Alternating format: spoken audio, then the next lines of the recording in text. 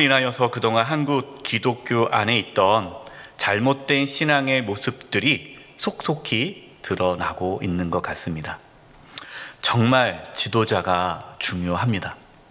잘못된 지도자로 인하여서 수많은 사람들이 큰 고통을 겪습니다. 최근 오케 데이터 연구소에서 어떠한 자료를 발표했는데요. 지난 1년간 코로나19를 겪으면서 한국 교회 신뢰도, 그러니까 한국 교회가 얼마나 신뢰할 만하냐 하는 그 신뢰도가 32%에서 21%로 급락했습니다. 특히 비기독교인, 그러니까 비기독교인에게 조사를 했는데 한국 교회 신뢰도, 비기독교인들에게 있어서 한국 교회 신뢰도는 9%였습니다. 10%가 안 되는 거예요. 그러니까 비기독교인들은 한국 교회를 거의 신뢰하지 않고 있다는 거죠. 여러분, 이러한 상황에서 우리가 전도를 한다고 전도가 되겠습니까? 참 어렵죠. 그동안 한국 교회가 사회의 긍정적인 부분을 보여주지 못했기 때문에 그러한 거부감이 생겼다라고 볼 수 있습니다. 그래서 이것이 방송이냐 뭐냐 다 떠나서 1차적으로 한국 교회의 책임이 있는 것이죠. 특히 교회 지도자들이 바른 신앙을 갖지 못하고 잘못된 신앙을 가르쳤기 때문에 이러한 사회적인 비난을 받게 된 것입니다. 우리는 거짓된 복음이 아닌 참된 복음 안에서 바른 신앙을 가져야 합니다. 교회가 복음으로 바르게 세워지지 않으면 여러분, 교회는 더 이상 희망이 없습니다.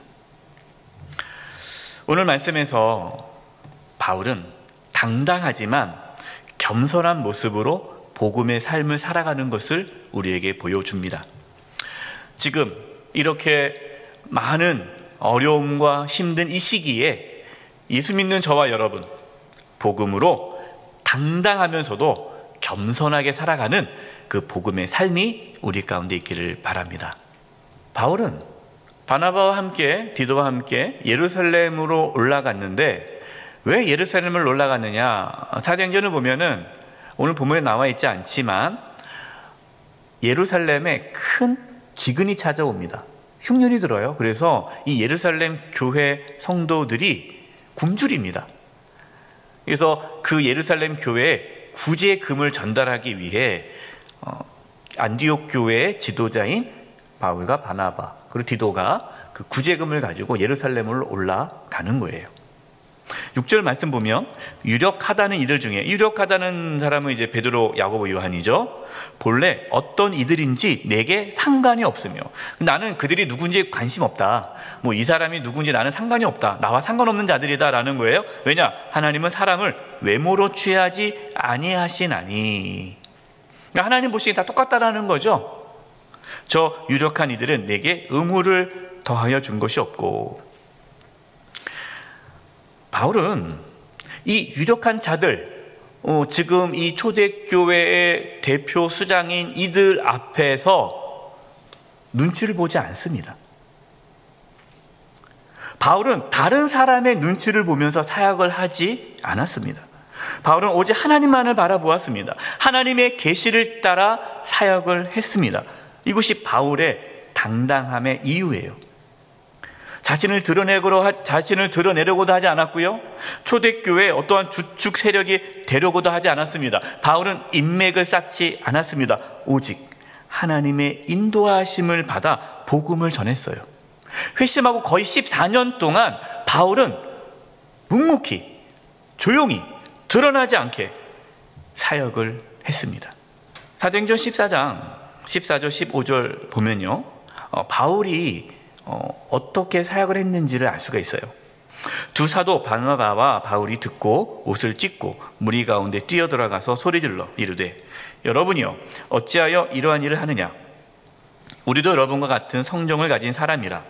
여러분에게 복음을 전한 것은 이러한 헛된 일을 버리고 천지와 바다와 그 가운데 만물을 지으시고 살아계신 하나님께로 돌아오게 함이라. 바울과 바나바가 루스드라는 곳에 가서 복음을 전합니다. 복음을 전하다가 걷지 못하는 자를 고쳐주어요. 누가 고쳐줬습니까? 하나님께서 고쳐준 거죠.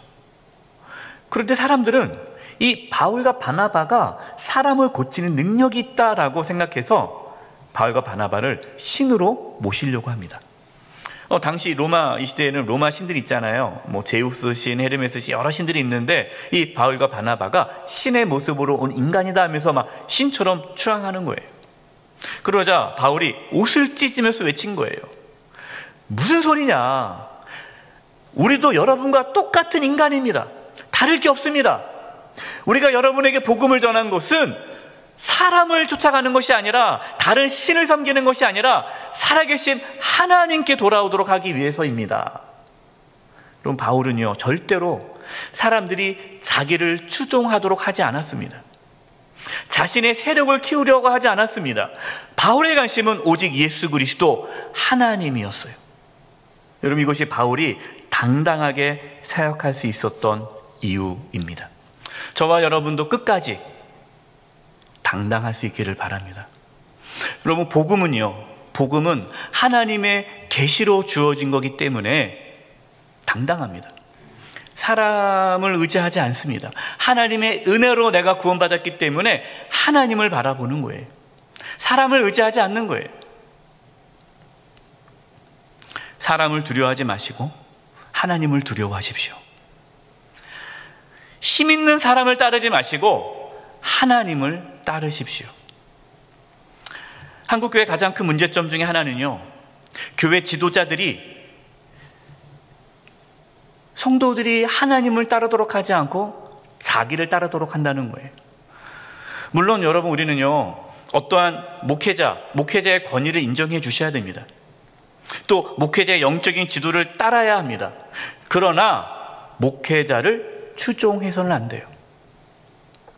지금 한국교회가 해야 할 일이 뭘까요? 나가서 예수 믿으세요, 여러분 전도한다고 전도가 될 것 같아요? 어렵습니다. 지금 한국교회가 힘써야 할 것은 사회적 책임이에요. 교회가 힘써야 할 것은 교회가 있는 지역을 섬기는 겁니다. 가난한 자들, 가난한 이웃들을, 그들을 섬기는 것이 지금 복음을 전하는 일이에요. 사랑하는 성도 여러분, 지금 교회가 세상으로부터 많은 손가락질을 받습니다. 주눅 들지 마세요. 당당하십시오. 복음으로 당당하게 살아가십시오. 사람 눈치 보지 마십시오. 힘 있는 사람 줄 서지 마십시오. 오직 하나님만 따라가십시오. 당당하지만 또한 겸손하십시오. 누구를 만나도 존중하고 누구를 만나도 잘 섬기시기 바랍니다. 그러면서 우리가 있는 자리에서 사회적인 책임을 다할 때 어려운 이웃들, 고통 가운데 있는 이웃들을 우리가 그들을 섬기며 나아갈 때에 다시금 한국교회는 세상으로부터 칭찬받는 교회가 될 것입니다. 이 은혜가 있기를 간절히 축원드립니다.